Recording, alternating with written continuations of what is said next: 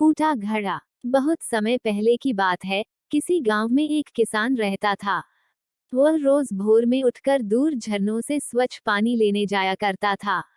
इस काम के लिए वह अपने साथ दो बड़े घड़े ले जाता था, जिन्हें वो डंडे में बांधकर अपने कंधे पर दोनों ओर लटका लेता था। उनमें से एक घड़ा कहीं से फूटा हुआ था और दूसरा एकदम सही था। इस वजह से रोज घर पहुंचते पहुंचते किसान के पास 1.5 घड़ा पानी ही बच पाता था। ऐसा 2 सालों से चल रहा था। सही घड़े को इस बात का घमंड था कि वो पूरा का पूरा पानी घर पहुंचता है और उसके अंदर कोई कमी नहीं है।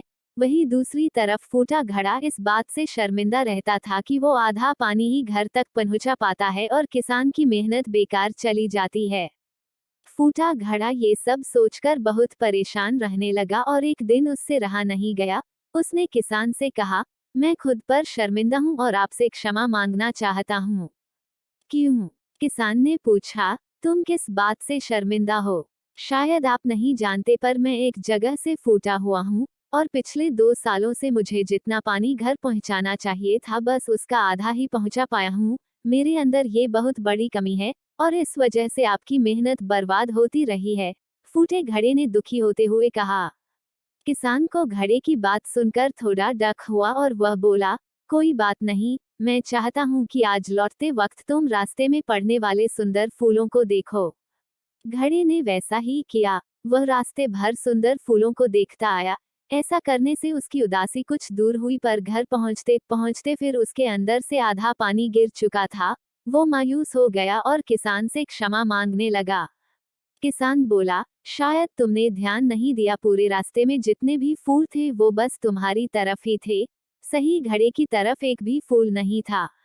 ऐसा इसलिए क्योंकि मैं हमेशा से तुम्हारे अंदर की कमी को जानता था और मैंने उसका लाभ उठाया।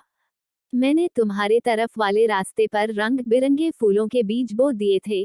तुम रोज थोड़ा थोड़ा करके उन्हें सींचते रहे और पूरे रास्ते को इतना खूबसूरत बना दिया। आज तुम्हारी वजह से ही मैं इन फूलों को भगवान को अर्पित कर पाता हूँ और अपना घर सुंदर बना पाता हूँ। तुम ही सोचो, अगर तुम जैसे हो वैसे नहीं होते तो भला क्या मैं ये सब कुछ कर पाता। दोस्तों, हम सभी के अंदर कोई ना कोई कमी होती है, पर यही कमियां हमें अनोखा बनाती हैं। उस किसान की तरह हमें भी हर किसी को वो जैसा है वैसे ही स्वीकारना चाहिए और उसकी अच्छाई की तरफ ध्यान देना चाहिए।